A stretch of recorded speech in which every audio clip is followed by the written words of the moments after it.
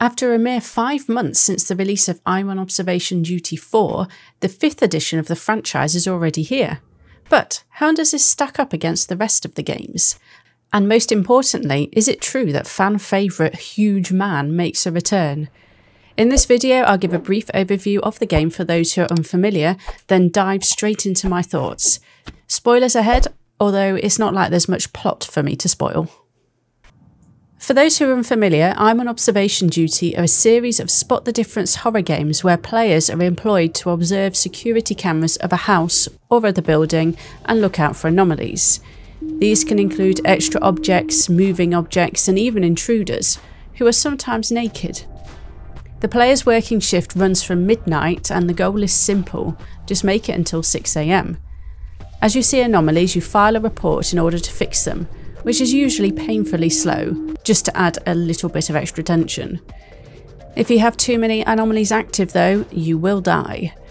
The game does give you a fair chance though, and you will receive a warning if you have 3 or more anomalies active at once, giving you a chance to flick through all the cameras or take a wild guess. You only get this prompt once though, so you're in for a tense run if you get it early into the shift.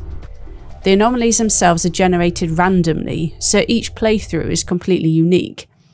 It might not sound very scary, and dare I say sounds a little bit dull, but there's something so addictive about this series that has me playing them for literally hours at a time.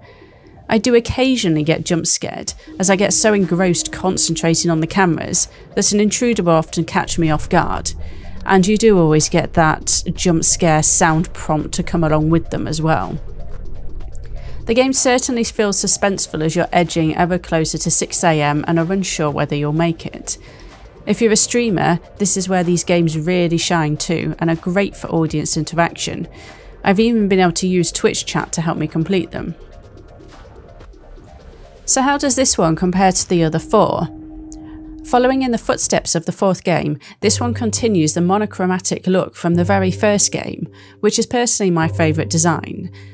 The developer has experimented with full-colour security cameras in 2, as well as a first-person version in 3, which was my least favourite.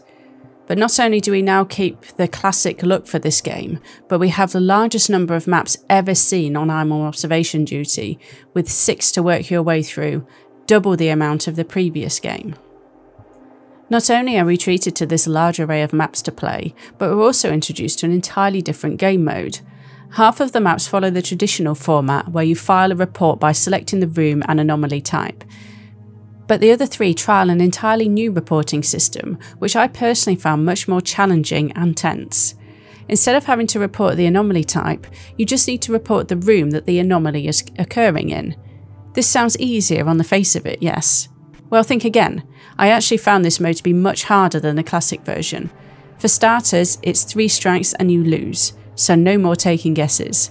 This also led to some paranoia on my part, where I was sure something had changed after staring at the cameras for so long, but couldn't work out what it was. Do I then risk making a report without being sure? Or do I try to hold out until I'm certain I can see an anomaly? Secondly, you can have up to 9 cameras to report anomalies on, so all of a sudden this doesn't seem so easy, does it? I intended to play this game all the way through before introducing it to my viewers on streams, but I found myself simply unable to complete the house map, and ended up using streaming to complete the game.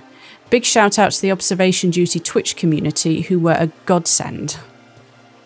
As for the maps following the traditional format for the game, most of these I was able to complete within a couple of tries.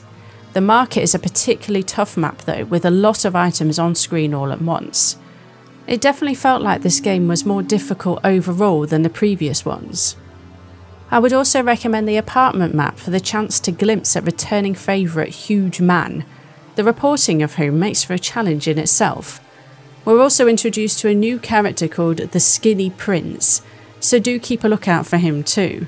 There is the usual array of either smartly dressed or naked intruders too. There never seems to be an in-between though. Where are my business casual intruders at?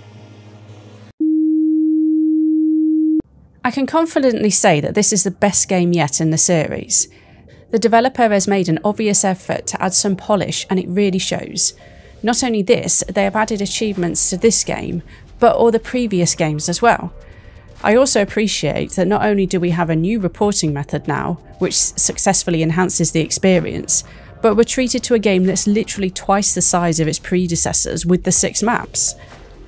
I also noticed that the delay on reporting anomalies is slightly shorter on this game too, which I definitely welcomed. If you're browsing the horror section looking for something with narrative, intrigue and a sense of purpose, then this might not be the game for you. It is simply a spot the difference game with some jump scares added in. There's probably some potential to add some narrative if the developers so wish to in the future, and there's definitely an SCP kind of vibe to these games, but for now they should be taken at face value.